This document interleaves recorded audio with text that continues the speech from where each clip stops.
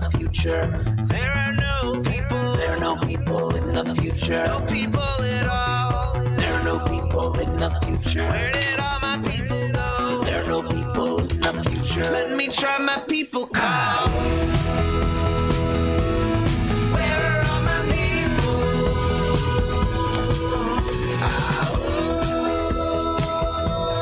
Where are all my people? I guess I'll fly away now. Yes. Welcome once again to another episode of Raging Chickens Out to Cube Live. Yes, it is our call-in show for Monday, January 11th, 2021. On Out to Cube Live, we talk to progressives, activists, and troublemakers of all sorts from our own backyards and, yep, all the way across the country. On Fridays, Sean Kitchen and I break down the good, the bad, and the ugly in state and national politics. And you can get all our shows by subscribing to our podcast on Podbean, iTunes, Spotify, or wherever you get your podcasts. And if you're out there, making sure that you're giving us that 5-star review, make sure that you're kind of sharing it with your friends, making sure you're giving that thumbs up, leave us that review, and that helps other people find our show. But you can only join the conversation live through the Podbean app on Mondays at 7 p.m. Eastern. This show also streams on our YouTube channel. Hey, everybody out there on our YouTube channel. If we're getting some noise, somebody's got some noise in the background, dropping stuff or something. Sorry, just checking that. So make sure you get over on our YouTube channel. If you are listening to our YouTube channel right now, make sure you're subscribing. Make sure you're smashing that bell to make sure that you'll get an alert every time that we go live. You can help support this show by becoming a patron for as little as $5 a month at patreon.com/rcpress. If you're listening to this show live on the Podbean app right now, yep, you can show us some love by dropping a few bucks into our tip jar by clicking on that little gift icon at the bottom of your screen. Fill your digital pockets with Podbean's golden beans, that's what they call them, I didn't make it, and send us a gift of your choice. Every gift that you send helps support and expand this podcast. You can also, you're not ready to become a member, you don't want to kind of have yourself full of golden beans, you just want to kind of show us some love anyways for the one-timer, that's fine too as well. You can head over to paypal.me/rcpress and make a one-time contribution.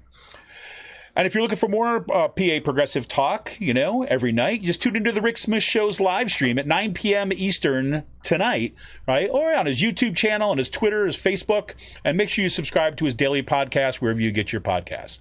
A special shout out to Jonathan Mann, who wrote our intro song, There Are No People in the Future. Check out all his great stuff on his YouTube page or follow him on Twitter at Song a Day Man. That's Song a Day Man with 2 N's. Last name is Man. Song a Day Man on Twitter. He's got some great stuff over there. He's just been rocking it too since the insanity of 2021.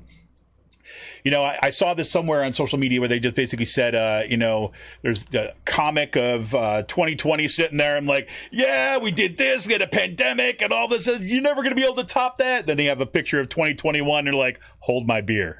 And then here we go. That's where we're at. Oh, God. Oh, God. So, yes, here we are. Monday, January 18th. It is at MLK Day.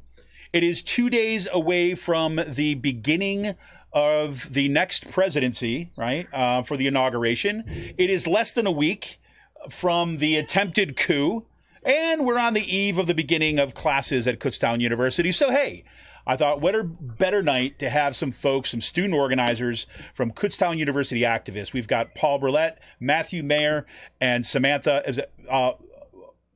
Marencik. I should have asked you this beforehand. Oh, you got it. Marencik. Okay, great. Excellent. How about that? Very good. So Paul is a junior secondary English major. He gained grassroots organizing experience working with Kutztown Students for Sanders, and most recently with Healthy Campus Bill of Rights, a group of concerned professors, community members, parents, and students that aim to put pressure on KU's administration regarding the fall 2020 reopening plan. You've heard us talk about them on our shows. Paul believes in the power of direct action to be able to empower students and employees to demand dignity from decision makers and bosses that continue to put profits over people. And Sam is a sophomore music education major. She was excited to expand and solidify her political ideology on her arrival at Kutztown. Prior to attending Kutztown, Sam was the president of her high school's Gay Straight Alliance. At KU, she joined the Bernie Sanders campaign, where she began to learn the importance of grassroots organizing. She had always seen herself as a humanitarian, but her experiences and ability to lead helped propel KUA and to the successful organization it is today. And Matthews, also a sophomore music education major at KU. Upon his arrival at KU in 2019, he didn't have any strong political affiliations. However, events over the past year opened his eyes to the truth of progressive and leftist policy. He believes in the power of the collective and uplifting the working class from the oppression of the ruling class. These beliefs served as the driving forces behind Matthew's participation in KUA and desire to ensure safety to all students and employees at Kutztown. The Kutztown University Activists are a non-hierarchical group of students who formed in response to Kutztown University's negligent reopening this past fall. They are fighting to end worker abuse, a safe COVID-19 plan, better student health services, and true student empowerment. And KU activists seek to create a new culture at Kutztown that empowers the students to be able to make changes regarding their own educational experience and the society more broadly. Whew. Welcome to you all. Thanks for coming on the show tonight. Thank you. Thank you for having us. So I was, when we first originally talked about this is back before, kind of at the end of the fall semester, we talked about having some of you all on to talk a little about the KU activists with the eye toward, the beginning of the semester and the organizing kind of gets kind of renewed. It's kind of the nature of kind of like higher education organizing, right? Every semester that organizing gets renewed a bit. And little did we know at that point that we would have an attempted coup, right? We would have, a further raging of a pandemic. And then we have, even Kutztown University president, despite all his grit and fortitude, now also has come down with COVID-19, right? And still is insisting on kind of, back in the spring. So kind of the idea was just like, okay, let's kind of renew the new year, renew organizing. But it seems like we're not going to get too far away from the legacy of where we've been. So I don't know who'd like to kind of kick us off here, but, one of the things that I'd be curious to start us off, and I ask a lot of folks to come on the show this way beginning it, is just kind of like what got you to the point where you are now? Like, in other words, what's that kind of path and what's that story of becoming involved with activism and then kind of KU activism, activists in particular? Anybody want to go first on that? Yeah, I'll go first. I think for me, the thing was, it was just from the very beginning. I mean, throughout the entire summer, we really didn't have a lot of information on, what was even going to happen in terms of reopening. I didn't know I live at Golden Bear Village West, which houses 6 people. I didn't know if I was going to still be living there or if they were going to move us anywhere. And finally, I'm pretty sure it was like August, which was not great timing. Dr. Hawkinson, laid out the should I say plan? Am I giving too much credit there? The plan to reopen. And from there, I was just really confused because I was like, there does not seem to be a good plan for testing. No plan really at all. In terms of students living on campus, it didn't seem like anything was going to be different, even though the circumstances were dire. And for me, like, as I said, I live in a place with 6 other people. And even if you're all really responsible, something's bound to happen when you're in a jam-packed environment like a college campus during a pandemic, when the response isn't even sufficient in itself. So I think that, and just already having a good relationship with people like Paul and Sam and other students who, started KU activists, led me to just being like, we need radical change. And also the fact that, I wasn't super involved with Healthy Campus Bill of Rights, but when I was, it made me realize just the negligence of the university and how this current administration does not seem too excited at all to actually talk to people who need answers, concerned parents, employees, students. And from there, that was the turning point for me, just realizing that we need help and we're not getting it. Right. And we need answers, we're not getting it. And for me, I was just like, we need to do something. And a lot of people had the same exact thought. Cool. Now, were you one of those students that got caught up in coming back to campus and then kind of finding out your schedule got all flipped around and there weren't kind of sufficient protections and then you had to decide whether or not to stay on campus or not?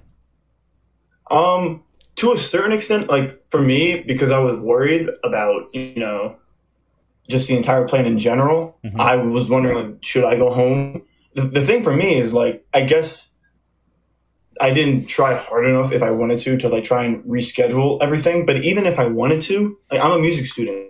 So it was really difficult for me to try and just reschedule my entire, plan, because there's more, it's pretty meticulous how they want you to do everything, which is, no one's expecting a pandemic to throw any curveballs in there.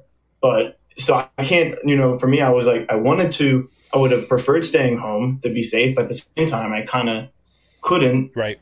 And that's the situation that I was in. Luckily, it turned out okay. I mean, I was responsible myself, but it certainly was not the most,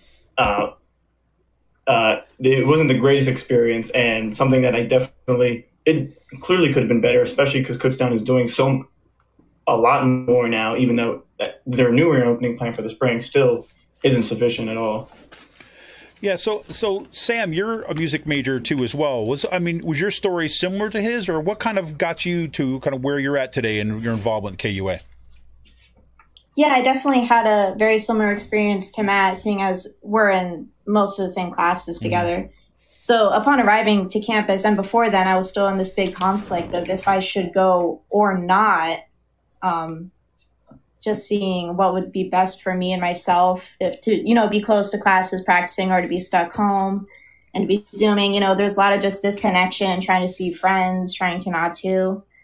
So that was a big conflict with that. But going way back to where this all started, growing up, I didn't have much political affiliation at all. I grew up thinking not to worry about politics. It's not something to get into. But just a very privileged way of thinking.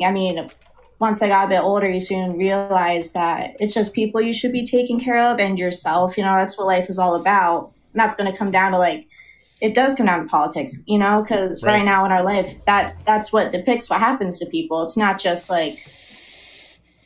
these written rules that don't matter. They do affect people's lives. So, I think with me and, always trying to look to take care of people, to lead people in some way, to make sure everyone's still safe and connected, and feeling good, it definitely just all comes down to, organizing and the direct action and activism, because that's where you're really taking care of people and making sure everyone's okay. You can't just sit back and say, I hope it gets better. If you have the privilege to fight for that, you should. I love hearing you talk about kind of caring for people as a frame too. And this is one of the things that we see emerging in a lot of activist circles, and even kind of revisioning of our economies at this point, especially in the wake of climate change and the pandemic and so on, is talking about, if we look at what has emerged as, essential workers, the most important work. And it turns out it's those things that are most closely connected to caregiving, but are very often the stuff that's least paid, right? Most vulnerable. And people that are kind of at most risk.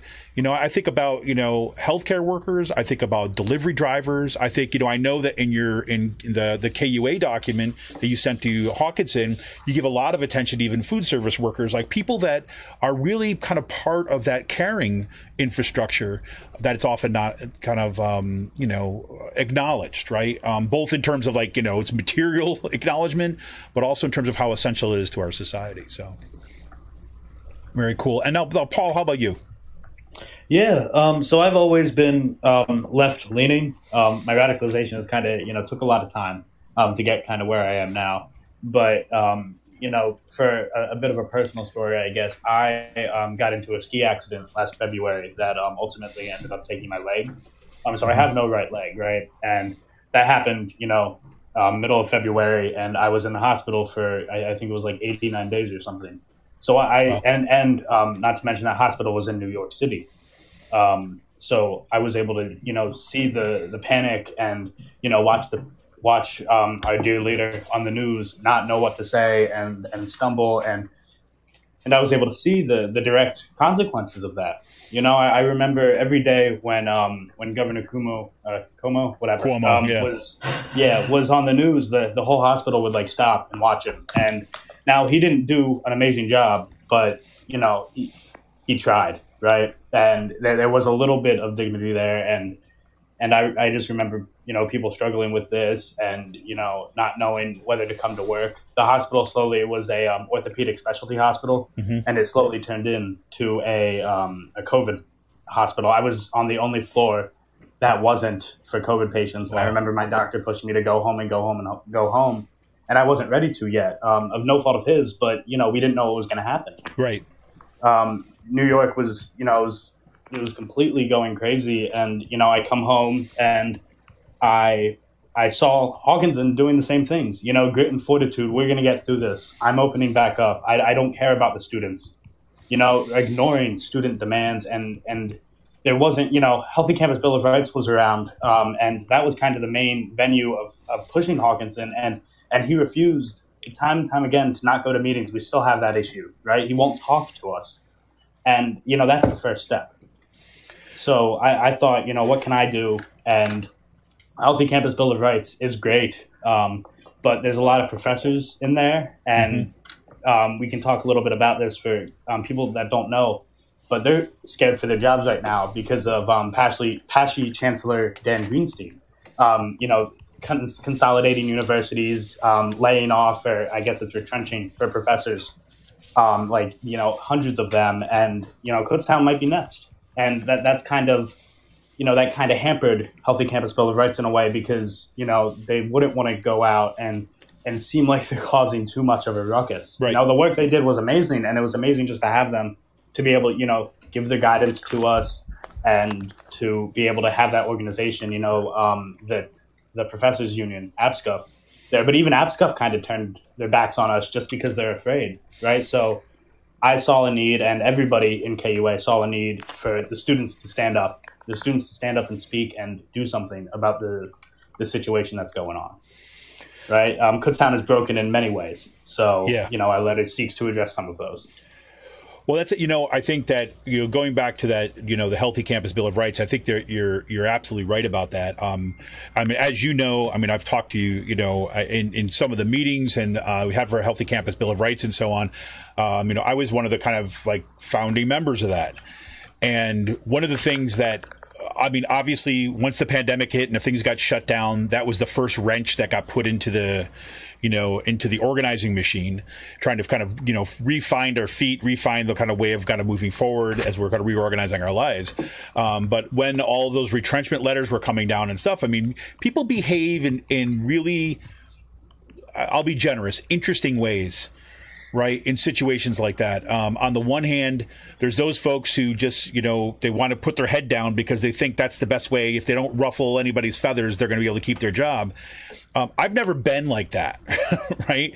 I've always been of the mind of like, the only way that you're safe is when you're out in the open and you're leading a public fight. Right? That's where the safety is. And yet at the same time, you know, even for me, like I had this, you know, I've got 2 little kids. Right. And they were out of school then, too, as well. Then suddenly I'm kind of juggling, finishing off classes, trying to kind of manage my kids. And you know, my wife is a doctor, and she was, you know, she was working nonstop because of the pandemic. And so there it was. And so that took a huge hold of there.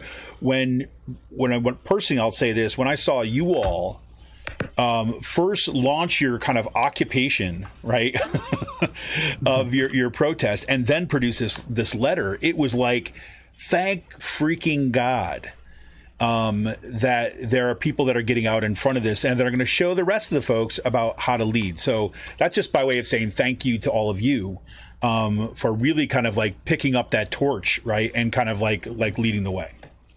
Thank you. You're welcome. I wish it didn't have to be like that, though. That's the thing that's always is like bittersweet. Is like, yep. And it's always great to see like all the people we have in KUA that are doing a great job, and everyone works together really well. And they're like how you described this earlier. It's no hierarchy or anything like that, but it's just a shame that we even have to. We feel the need to do this because of the negligence of an administration that we're paying their salary.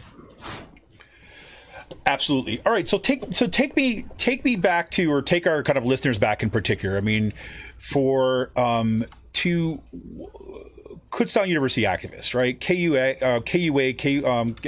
activists.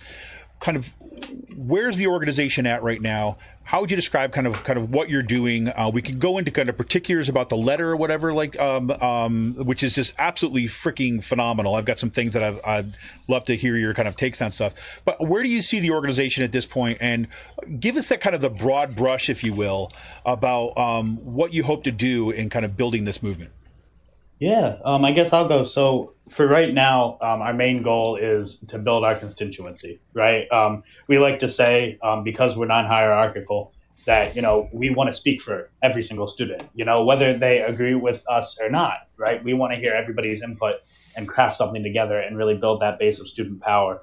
Right now, there's about 35 of us active, and we're just looking to build. So most of our actions coming up are just seeking to, get our name out there, educate a little bit, make the right people mad. But really right now, we're just focusing on kind of building. I'm building the organization. Yeah. Yeah. Any of you also want to jump in on that? How do you see the organization at this point? Yeah, sure. I'm really happy with how this has turned out from starting with it. I mean, when Paul first brought up the idea to me, I was like, wow, like this is either going to go really good or it's just going to, it's going to be, scary to set up just because with the atmosphere at Kutztown and stuff like that. But the amount of like friendships that have blossomed from this and like connections and, the group chats we have with everyone, it's all so positive. And I've never met so many people at once that are just all so kind. We haven't had any problems, It's pretty awesome. I mean, I think it's, it's incredible. So let's talk a little bit about this letter that you sent to Hawkinson, right? I think I've said versions of this in different kind of forums before. But one of the things that's remarkable, and I'll make sure if any of you have got that link handy, if you want to drop it in the chat so other people can go here. Otherwise, I'll try to track it down. I should have thought about that ahead of time. But what was this? Awesome. What blew my mind about about that document is like, number one, how thorough it was. Number two, how much work that you put into, from my perspective at least, trying to represent a whole range of constituencies in there, right? In a really, I think in a way that kind of sets forth a vision. For the fact of the matter is, the first thing that, the first like number one item, right on the front page of this document, right on the front page is the mistreatment of Kutztown University's staff. Right. And, calling for, support unemployed food service workers, calling for paid sick days off, wage increases, hazard pay. I'm talking about protections of labor rights, talking about, PPE, talking about testing. And it's like 2 pages that starts this from like looking at the conditions of workers on campus. Right. And then, you kind of move to the lack of mental health services. And we've heard a lot about this. We had some activists on earlier on in the semester, or last fall at least, talk a little bit about the exactly this issue about the lack of mental health services for students, especially in times of crisis. Right? Talk about the horrible COVID-19 response team. Now, Kutztown University is leading, some of the public universities definitely, and most other universities in the number of COVID cases. We're over 340 now, I believe. Talking about, the unhealthy buildings, which has been one of my hobby horses for over a decade, because I happen to work in one of those ones that has black mold in the ceilings, and that we've had to kind of like go public with national publications just to get the university to even respond to what we're doing. Talking about a commitment to racial diversity, right? And there's long-standing issues of racism and exploitation and oppression of people of color at the university, both everywhere from students right up through faculty and staff. Right, commitment to LGBTQ and diversity, right? Making that commitment and calling for true shared governance. I'm looking at this document, and it's like a manifesto for where we need to go. And then let me ask you this: did you have this document already when you did the sit-in on his office, in Hawkinson's office? Yeah, that's where we presented it actually to him. So take me through that process. What do you, like? How do you see this document as part of what you're doing in your organizing, and what are some of these kind of demands, and why are they there? Yeah, so somebody else should jump in whenever you're ready. But basically, these demands are, like you said, they're kind of our manifesto, and they're what we're trying to change. And we tried to make them very specific and very actionable. Even going down to the minutia of including numbers and stuff. And how we kind of got this document is by talking to people, right? We talked to professors. The Healthy Campus Bill of Rights did these meetings where we heard from, parents, professors, students, and like staff members, right? So we heard a lot of these things, and we're like, okay, well, what can we do to fix this? And the act of actually, sitting down and writing it, me and Matt actually penned the whole thing with, everybody else's support. And then, because it took us a really long time to sit down and write this 9-page document. And then we presented it at our next meeting, and, there were a lot of changes. There still are some changes that need to be made to it. We're always taking a new feedback, right? But yeah, so we presented to everybody. Everybody at the meeting signed off on it. There's a date that we ratified it for fancy words and stuff. But then we went and we presented it to Hawkinson, and then we went down and we did a sit-in in the Dean of Students' office where we also presented him and his office staff copies of our letter. And it was socially distanced. We all wore masks, even rubber gloves and stuff. And, that was kind of our launching point. From there, we existed before then, but this was kind of like our big, coming out party almost. Yeah, I'll add to that. And I think the main thing too, a lot of what we even talked about in this demand letter is a lot of just experience. For example, I experienced some of the things in the COVID-19 response. I laid out a lot of that stuff because I've heard things from other students. I've experienced some of my own things with the university regarding COVID. And in terms of unhealthy buildings, like you said, we've heard this is not a new problem, right. And mental health services. There are countless examples and stories of people we have in KUA, our friends, and just people who have give us anonymous stories through what we do on the Instagram. And yeah, that's kind of a lot of where it came from. I think it's just a lot of just personal experience for all of us and things we've heard.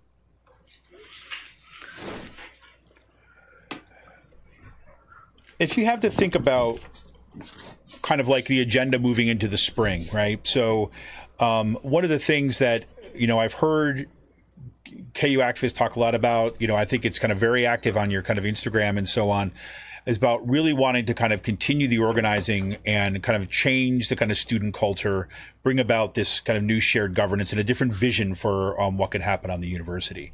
Can you talk us through that a little bit? Kind of how do you see that moving forward? When you're sitting down and talking to other students, and when you're kind of wanting to have those conversations about why it's essential, right, that you do this work, you do this organizing work, and why KU activists, you wanted them to join KU activists and be part of this. What's that pitch that you're making to folks? I think something we try to encourage a lot is just that a lot of people are nervous, and for good reason. There's anxiety in going out and trying to encourage people to do something or think a way they've never done before. But with that comes practice, and I can vouch from experience from being in the Bernie Sanders campaign, Students for Sanders, and campaigning on campus. That was something I'd never done before and was very nervous to do. But after doing that for a few times, it really trains you just to be that type of person to go out there, encourage people, take, those that just keep on walking and ignore you, just to take that all in stride. So something we would encourage is just trying and being supportive. We're always supportive of people who cannot make it to demonstrations or too nervous to. We always try and make sure they have that support, just so they know, this is not, a peer pressure state. This is something that's, supposed to be volunteered for, and we encourage that. And from doing that, you're only encouraging more people to join us. and to see the type of activities we're doing, that this isn't, you know, some crazy organization, that we're really, you know, trying to get some, you know, better organizing here on campus. So it's a lot of just like encouragement and support, I think. Yeah, I want to come back to you on this, Sam, in just 1 second. I just want to remind everybody who's joining in here that kind of in a few more minutes we'll kind of hear a little bit more about here. If you do have something, comments, that you can always throw something down in the chat. We're kind of monitoring that. If you want to call in, you got some comments, you got questions for a student, you got something that you want to add to the conversation and widen out this conversation, you can hit that little call-in button down at the bottom of the page. We'd welcome your calls. If you're watching us right now on the YouTube live stream, you can always throw in a comment there too as well. Want to remind everybody, if you are listening on YouTube, make sure you hit that subscribe button. Make sure that you ding that little bell so you'll know every time that we go live. And you can help support this show for as little as $5 a month by going to patreon.com/rcpress. Become a patron for as little as $5 a month. Right now, I forgot to mention this kind of really at the top of the show, but through the end of January, we've got a special for kind of any new patrons that come in between now and the end of January. You get your choice of Michael Brooks's Against the Web book, Cosmopolitan Answer to the New Right, or On Tyranny, 20 Lessons from the 20th Century by Timothy Snyder. So just head on over to patreon.com/rcpress. You can hit the $5 a month to help support this show and support the work that we're doing at Raging Chicken. Or you can leave us some love right now by going down and hit that little kind of gift button at the bottom of your app, and send us a gift right now. On any kind of gift that you send us through that kind of Podbean app will go to support this show. So Sam, I want to come back to you on this, where you're talking about the kind of mutual support and so on. I'm just curious, and it's similar to that same dynamic that, you know, like professors worried about losing their jobs, right? Because of course they are. About the kind of responses, you know, if we look at like history right now, right? I mean, I think what has been thrown on our plates, we had beginning. I mean, again, obviously, it didn't begin with the murder of George Floyd. Right. I mean, clearly, Black Lives Matter have been raising this for years, and the kind of like systemic kind of racism in this country is not something that began in 2020. Right. I mean, this is the legacy in very much of this country. So you have kind of the fight for racial justice. You've got the pandemic. You've got a political machine in the Republican Party that has been like doing everything they can to support Donald Trump and kind of all the brutalities that came through there. We had an attempted coup last week, right? And it seems that in many cases, crisis is the norm, not to mention time is ticking when it comes to climate change. So when you're talking about, and this is what I'm thinking, what you were saying, Sam, is you're talking about that supporting kind of each other in that. I'm curious, what does it seem to be like? I mean, obviously students might be nervous in this, and the people you're talking might be nervous in it, but is this a time where you see a tremendous amount of possibility in organizing, right? Are people just so scared that they're hiding under their desk, or are they fed up and do they want to kind of do something? So what I'm thinking this all boils down to, as far as people just being nervous and, you know, the political climate we're in America, is that people don't really act until it starts affecting them. And I think that's all very clear. You know, no one really takes a crisis seriously until the one thing affects them. Very true with COVID. You know, no one's going to care about it until someone close to you dies or you yourself get sick. And then all of a sudden it's a very serious problem that suddenly opens your eyes. So I think it's just trying to beat people to that point before it does affect them in some way that's, you know, irreversible, and then they truly see it. So I think through talking with people, I think communicating is the most important thing, is something we really harp on in organizing. Obviously trying to make those connections, is that it doesn't have to be till, you know, the problem starts affecting you. I think the time, you know, it's actually like a quote from MLK, but like there's, you know, the time to always do the right thing is like always the right time, you know? Right. Like you don't have to wait. And I think that's just something you need to keep harping on. There's no time to wait. You know, no matter how much support you can give someone, you know, it really comes down to them just seeing like, this may not affect me now, but it affects the people around them. And like I said earlier, life is just all about, taking care of those around you and then yourself. Because really trying to take care of others, it comes back to you, you find gratitude in that. So I think that's really just what society as a whole has to focus on, is that it's not just you're taking care of. You have to start branching out. Absolutely. I mean, I'm curious, both either say Paul or Matthew too, as well, kind of your thoughts on that, because and some people are looking at this moment as being a barrier for organizing. I mean, people should be afraid, right? And other folks are saying, no. There's never been a better time. As a matter of fact, people are ready to organize and are ready to kind of really rethink kind of a lot of what has been common sense in the normal way of doing things, rethink these things in fairly radical ways. Yeah, I'll add to that. Oh, wait. Do you want to talk?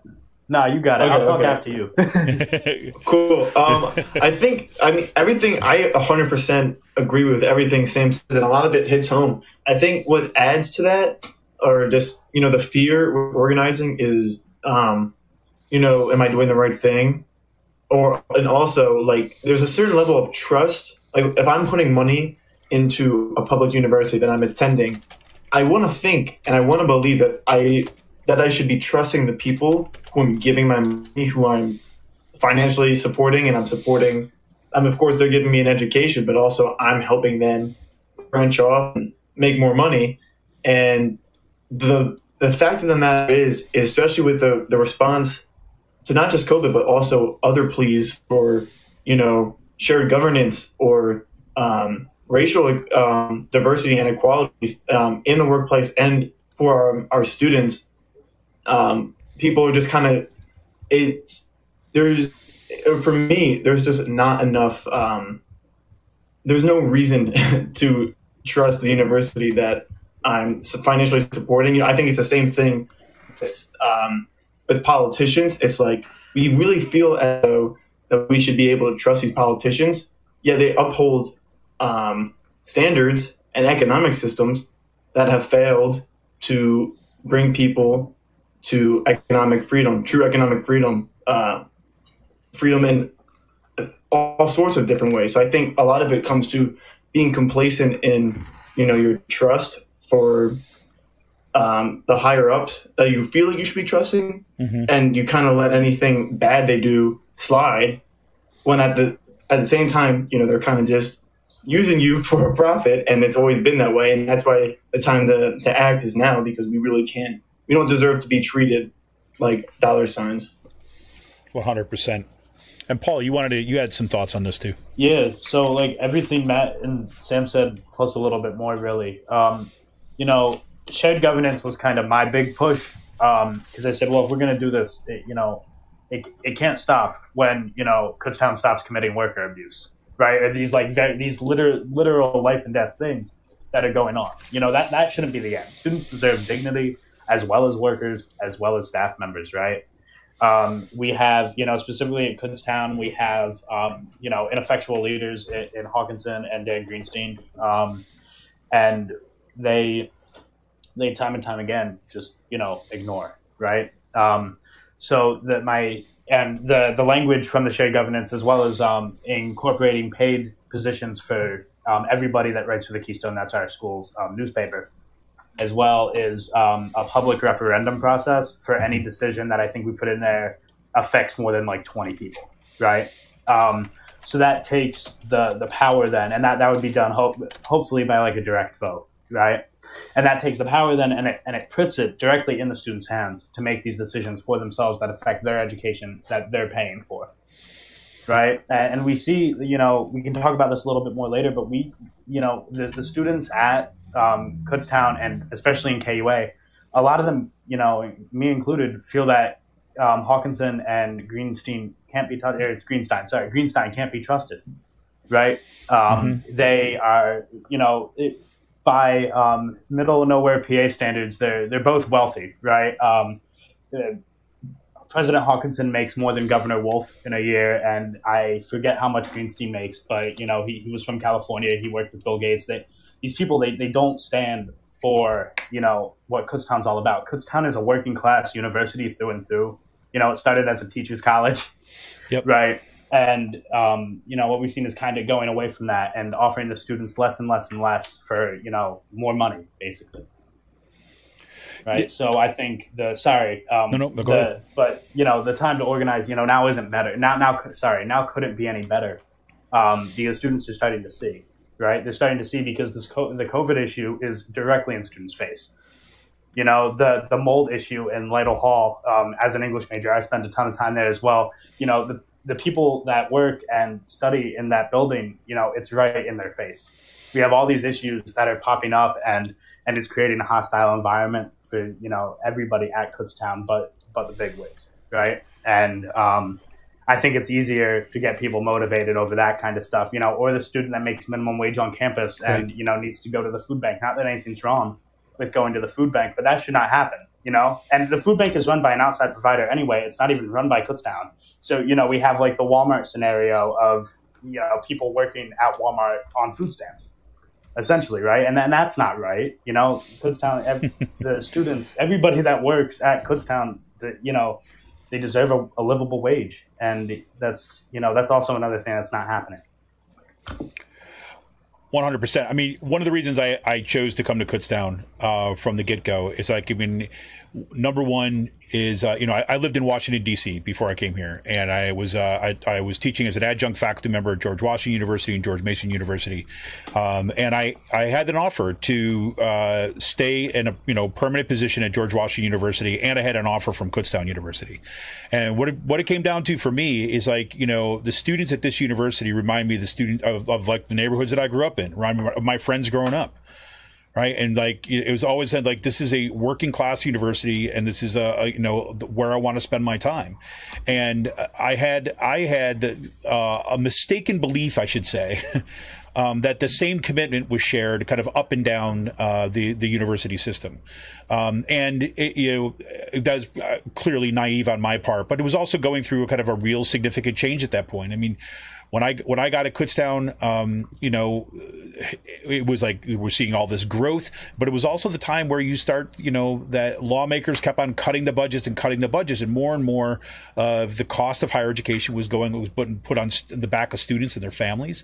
It was being defunded at the state level, and it seemed like everything turned into this big PR campaign that was completely disconnected to the actual, the lived experience of students and faculty and staff in the communities.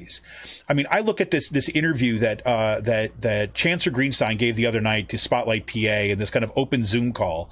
I like to call him Chancellor McDreamy because that's what I think what he tries to kind of cultivate. But it seems like that some of that shine has kind of come off his sparkle. And a couple things that stood out in that interview that has gotten a lot of play is one, he was asked right off the bat, right? If he's committed to combating racism on campus, right? He said, well, I haven't really studied the system. And he said, I'm a historian, so I'm ashamed to admit that I don't know about it. And he said in a live interview, he said, that's a great point. I guess I should look into this, And then later on in the interview, which this is the part I think kind of to what we're really pointing to talk about tonight that just blew my mind, right? When they're talking about the coronavirus impacts, right? And some of these questions may even come from you guys. I'm not sure, but when it says, here you go. Yeah. In the fall, students at Kutztown University, along with their families, this is from Spotlight PA's write-up of it, students at Kutztown University, along with their families, faculty, community members, protest the decision to reopen campus for the current school year. But Greenstein said that he was not aware of any campuses where students said they felt unsafe. He encouraged students living in private residences or in off-campus housing to discuss their level of comfort and safety with their family and friends. And then, quote, students that I spoke to who were on campus in campus housing, I think they felt very secure, he said. Quote, I think they may have felt the pinch of the restrictions on their abilities to do things more than others. That when I read that, I literally threw the newspaper down, right? Especially after the fact he says he has no idea this goes on. And I know for a fact because I helped moderate a forum with you guys where he was invited to come and speak to this because of the problems. I was the one who sent the email to him. So, I guess he didn't read it, even though he did respond. So, I mean, this kind of stuff just blows my mind. And Hawkinson with his grit and fortitude stuff, saying that there's been no complaints for students. I mean, for me, it feels like this, systematic gaslighting of like the situation is what it feels like to me. Yes, I know there are no people. Everyone is happy. Everyone. That's what it feels like. It's almost like we're doing a everything tremendous is fine. job. We're doing a tremendous job here. It's so wonderful. It's big. We've never seen so much grand happiness on our campuses before. Yeah, That exactly. is so good. The thing. That's what it felt like. Because we I love to see the Yasmin level of Piper. grit and fortitude by our students and their families. Sorry. Sorry to be Yasmin interrupt. Piper. No, you're good. Yasmin Piper. She we've been talking back and forth for a little while, throughout, especially like the last semester. And she reached out and was like, and other people we know at Spotlight PA, they reached out and were like, if you have any questions, please like let us know. And we were all there, all three of us, and a few more people from KUA were there watching. And it felt like what he was saying was just like, dang, that sucks. I wish I could do something about it. Like, you are the overseer of everything. And for Pashi, you can do something. And it's been, when, during the entire topic of race, and he was just like, oh man, wouldn't it be great if racism didn't exist? He kept of course, chuckling. yes. Yeah, no. Yes, he kept chuckling because he didn't. Those words actually come out of his mouth? Yeah, he said, this man did the end racism meme. Like we must end racism right away. No, that's not how that works. Yeah, just like, and he's an historian, but he can't name one thing that the Apache system has done to historically disenfranchise and silence the voices of Black and indigenous people of color. Well, why? I mean, you know why he can't do anything about it is that he's misplaced his magic wand. It's clearly he can't. He doesn't know where it went. He just lost it. Yeah. It was very disappointing because there's a lot that he can do, and you can hold people accountable. You can really feel like you can appear to be a leader and a voice for us, who may feel like we don't have a voice in the entire public university process. But he doesn't. It's almost like he's a puppet for something else, just like, we feel like our current administration is just like that too. So that's why for some of us who have been directly affected by the decisions of these people who we're supposed to trust, it's just so mind-boggling that this was like the perfect example. And it proves why neither Greenstein or Hawkinson would want to talk to us, because they don't know that. It feels like they don't know what they're doing. And I mean, that interview, Yasmin Piper, she did a great job of moderating that interview and asking tremendous questions that he just could not answer for the life of him. It was really disappointing that he went on there and really did not impress us with anything he said. And that's not even trying to be critical. I wanted to go in there and have some hope. I just couldn't. I literally just could not. That's crazy. I want to remind everybody who's joining us on the Podbean app right now, if you actually have anything, you got any comments you want to kind of jump on, you can hit that little call button at the bottom of your app, and I can pick up your call, and we could hear your kind of comments, questions for the students. The same thing, if you have any comments I've listed, if you're following us on YouTube right now, make sure you hit that subscribe button and kind of smash that bell so you know every time we go live. You got a comment, you could throw it in there too as well. But I'm with y'all 100% on this one because, I mean, this has been my experience at Kutztown University, for a long, long time as being, active in our union for, since basically I came to Kutztown. And now, frankly, I have no problem saying this now. I've been kind of pretty frustrated even with my union, on kind of thinking that somehow we could all just get along. When clearly, in some ways it's a microcosm of what we see happening on our kind of national politics. Is like you've got these Democrats, especially kind of like, Democrats who are, kind of mainstream, kind of the leadership Democrats that are there right now are just going to say, okay, now maybe the Republicans are going to come to their senses, right? And I'm just looking as like, are you freaking kidding me? these people are calling in white supremacists to kill you, right? And you're thinking like, oh, the fever's going to break. No, it's not, you know? Yeah. And, you know, I don't know where that sensibility comes from, right? That whole idea that, well, maybe if we're just nice to the people in power, that somehow they're going to give us some crumbs that we can be happy about. I mean, for me, that just seems like so disgusting. And I'm raising two little kids, and I would never, ever want my kids to think that the best that they could do is to beg for crumbs for the people in power. That's disgusting to me. Mm-hmm. And so when I see people like Greenstein think that he could show up at this thing and just call it in, right? Just kind of like, oh, I'm just going to go there, put on a little glitter. I'm going to sparkle my teeth, right? And he clearly was not prepared, you know, in any way. We could tell when he, you know, first they asked COVID things, and we did submit questions to Yasmin Piper, and just unfortunately, his fumbling of the questions about race kind of took a lot of time, rightfully so. And, you know, our questions weren't able to get asked, but at least she was able to ask about COVID. And I wish she had gotten to our questions, because we called out, you know, we had quotes from him and Hawkinson and dates and, you know, numbers and stuff, right? And I can't imagine, you know, how hard he would fall to actually being held accountable, you know? It's astounding. I mean, this is what you realize. I mean, this is why I'm so glad that you guys pushed him hard on this, that she pushed him hard on all this stuff, because once you get to see the chinks and the cracks in their armor and realize it's just a freaking big facade and a show, right? That's the opportunity to kind of show other people that too as well. It's like, these people are just, I'm sorry, I'm a little upset now. I'm like, when I look at them, and they're freaking jokes. I mean, you know, right from the beginning with Hawkinson at the beginning of the school year, going out and putting out that video, which it basically says, you know, some of you may die. It's just like freaking Shrek Man himself is out there.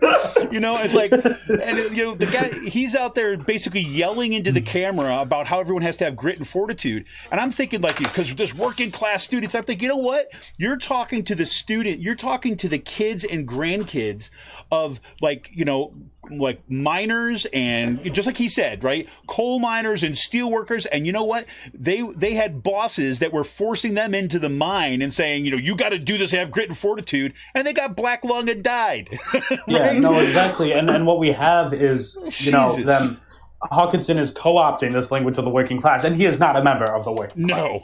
You know, as far as not, you know, he doesn't own Kutztown University, but he does not stand for the students of Kutztown University. I kind of like you, Kevin. I chose to go to Kutztown and, you know, not a school like Lehigh or Penn State, because I wanted to go to a public school. You know, I support public education. I want to be a public school teacher.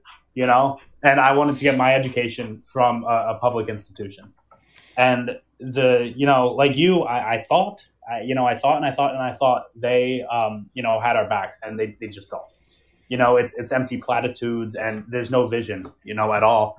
At the Greenstein interview, I put you can make like comments or whatever. Yeah. And I didn't know that it was going to go to everybody. I was trying to message him and Yasmin Piper, and I said, you know, shouldn't Dan Greenstein be the one with the vision? You know, he's fumbling these questions. He's not providing any actual direct answers to anything. You know, just, oh, that's really important, or not even that. You know, just completely disregarding some questions and saying, I haven't experienced this, when people are emailing him. I have emailed him. I can show people the email and his response.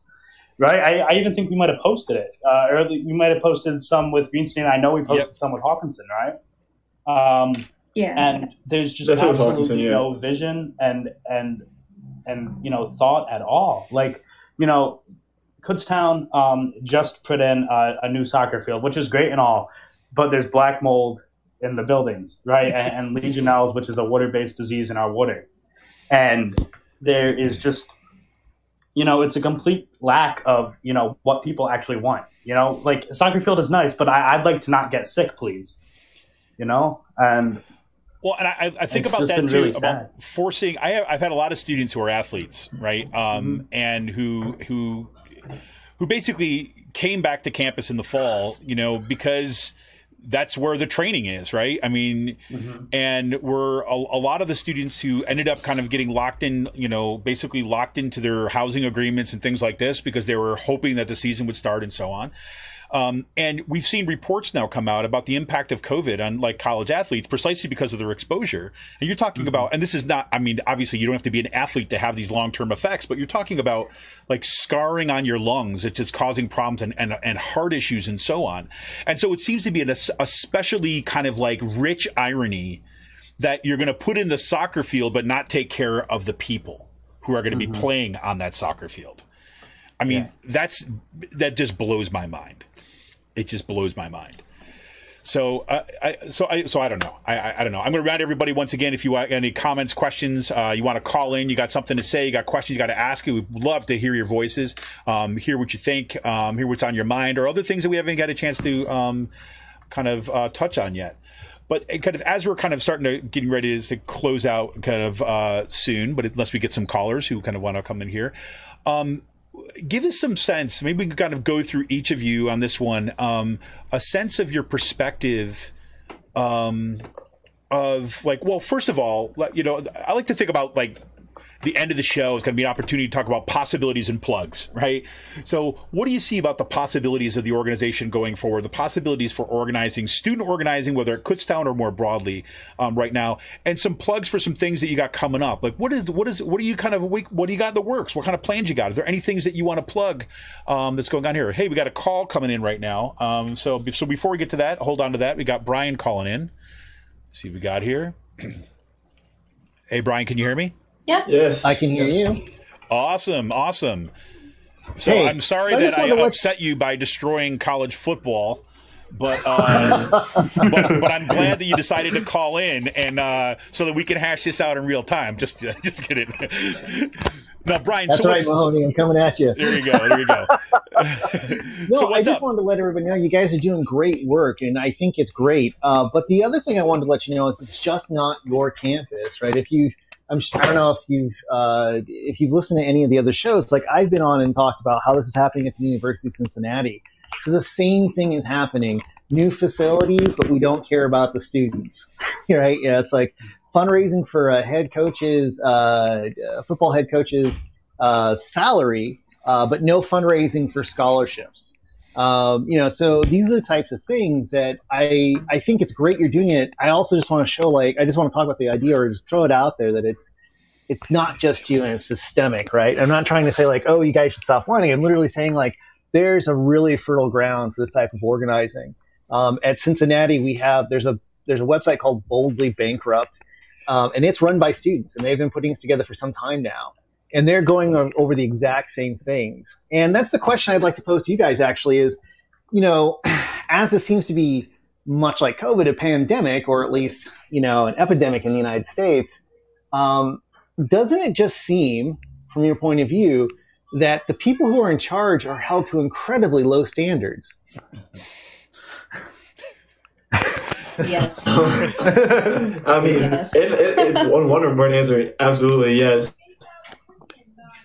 Yeah, I mean, because that's what I'm constantly coming back to, because what you're talking about with the chancellor and president, I wasn't allowed to get away with that as a student at any level. And I'm sure none of you would be, especially those of you who are, majoring in music, are allowed to do any sort of individual slacking performances of that nature either.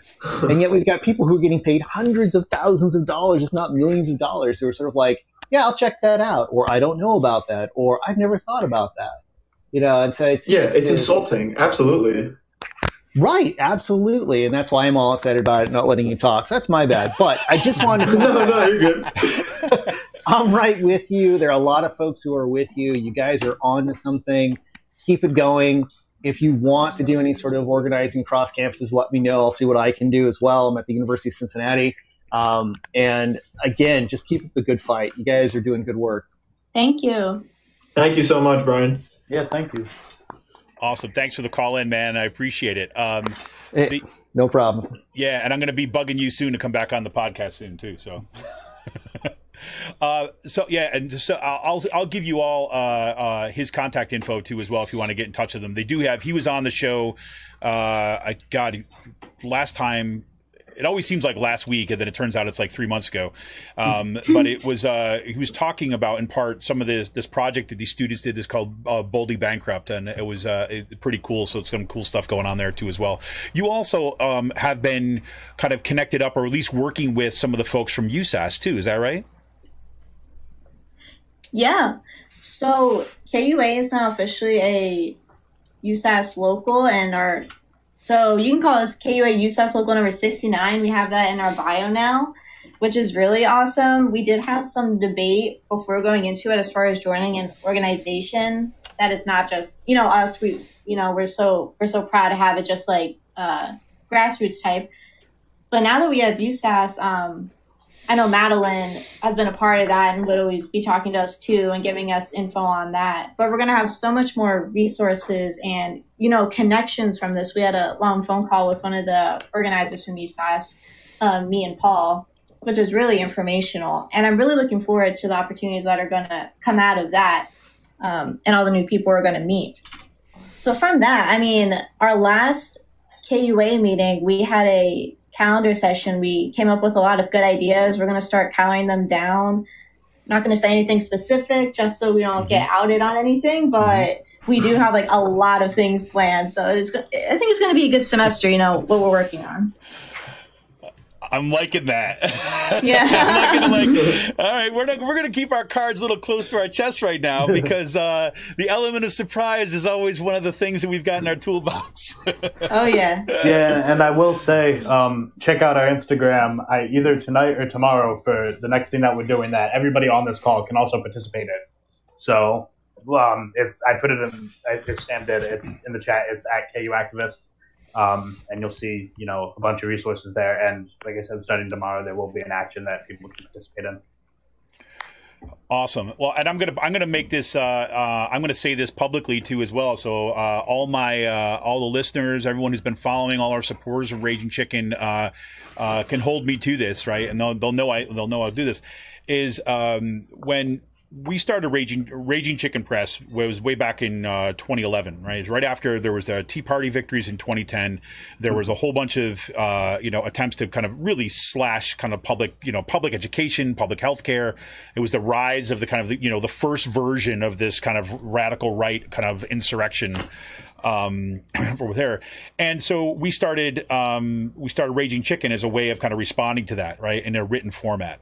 A lot of one of my co-editor, Sean Kitchen, who I do the Friday podcast with, he's he used to write kind of quite a bit. We broke all sorts of national stories on this stuff, but as it's gone on, we've moved more over into the podcast venue for a bunch of different reasons. It has a lot to do with kids on my side and him getting another job on the other side. But I'm saying all that by way of saying is that the entire infrastructure of kind of Raging Chicken Press as an alternative publication is still there. And I am always open for people of ideas who would like to make that project their own, right? And kind of, or at least put their mark on it, right? So if you have folks from KU Activists, there's other people out there that would kind of say, hey, we've got some ideas about how we could actually use a media space. It's already paid for. I'm willing to kind of help edit and help make it happen for anybody who wants to go on. So put that in your kind of kind of discussions, I guess, if you will, because I'd love to see that kind of re-blossom in the kind of the written and other media formats. So we're there. So other things that you want to leave folks with this evening, others say kind of looking forward toward the organizing ahead, or things that you want to kind of put any calls out to kind of students at Kutztown University or to the community, things that you'd like to leave our audience with tonight. Why don't we start with Paul? Okay, cool. Oh, no, Matt, go ahead, Matt. Yes, yeah. Fine. Oh, okay. I think if I was to say one thing, to, if there are any students listening, is I know it sounds scary, and to a certain extent, it is kind of scary to try and basically go up against the administration that of the school that you are attending. But we have been successful. Obviously, we've only been a thing for about we've only been an actual organization for about a semester now, going on our second semester. But Kutztown's concessions I would call them concessions, in their new spring reopening plan, and they're beefing up their testing, just proves to show that our voices are being heard, but not necessarily the way we want, because obviously we want to talk to them. But there are changes being made, and a lot of that is, we argue, because of the pressure that we're building up, because we are forcing it down the administration's throat that, hey, there was a problem, and we need change. We need actual help, or else, there's going to be a lot more hell to pay, honestly. Not anything like crazy threatening, but, obviously we will not stand for you having a job with this university if you're not willing to protect us. Absolutely. Paul, you want to jump in? Or Yeah. Yep. Yeah. So, to any students or, anybody that deals with this kind of, disrespect and silencing, you don't need to, that's not something you need to live with, right? There are organizations. I'd encourage everybody to, I'm a member of the Industrial Workers of the World. There are organizations out there that can help you, and they will help you. And if you're a student from Kutztown, and anywhere, start talking to people. Find out what what their issues are. Just get out there and try and organize a little bit. Make positive change for yourself and for everybody else.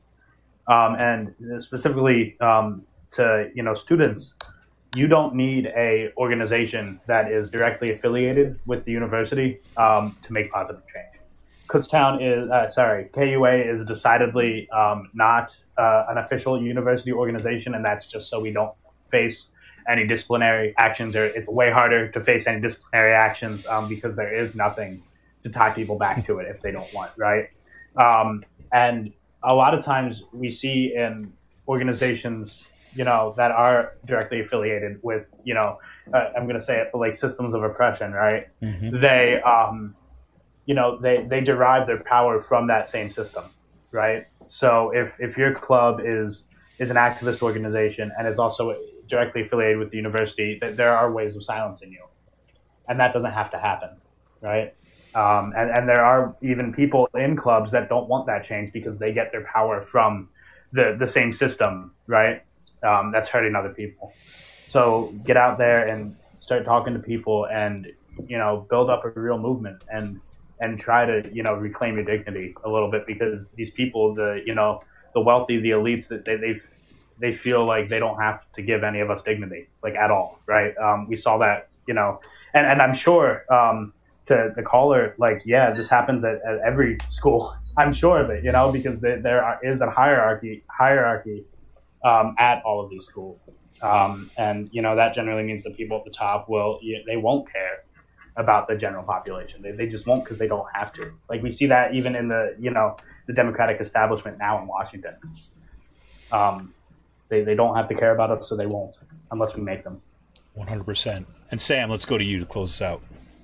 Yeah, I'll keep it short and sweet. Depending on what you believe, you're only going to live once, and the power is within the people. So don't get caught up, too much in social media politics. Facebook arguments in the comment sections is only going to go too far. So far, if not anywhere, it's really going nowhere. Just don't feel the need to argue on Facebook, but get out there and organize, find the meaning in connecting with people and having those verbal, connections. That's where change is all going to happen. So, yeah. Awesome. Well, listen, I thank you all three of you, for kind of coming on tonight. I appreciate it so much. And I know you probably got tons of stuff to do ahead of classes tomorrow. But to join us on this Martin Luther King Day, 2 days before the inauguration, less than a week after the coup, and as we begin classes for the spring semester, here we go. It's a crazy time. So thank you all for joining me tonight. Thank you you for having us on. All right, and I'd like to thank our audience out there, too, as well. Thank you so much for your comments. Thank you for your kind of constant support. And remind you that you can help support this show. You can help all that we do at Raging Chicken by going to patreon.com/rcpress and become a patron for those $5 a month. You can give us a one-time donation by heading on over to paypal.me/rcpress. Or right now, and the last final seconds of sitting here on our show, you can down to the bottom of your phone and kind of hit that little gift app. Any gift that you send us will kind of help support this show too as well. This is Kevin Mahoney, editor and founder of Raging Chicken. We're going to be played out once again by the awesome Jonathan Mann.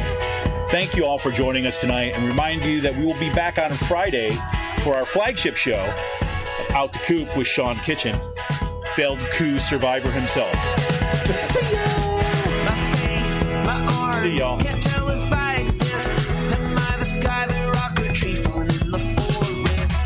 I had a friend once, at least I think I did. I almost can't remember exactly what a friend is. There are no people in the future. No people. There are no people in the future. No people at all. There are no people in the future. Where did all my people go? There are no people in the future. Let me try my people. Oh.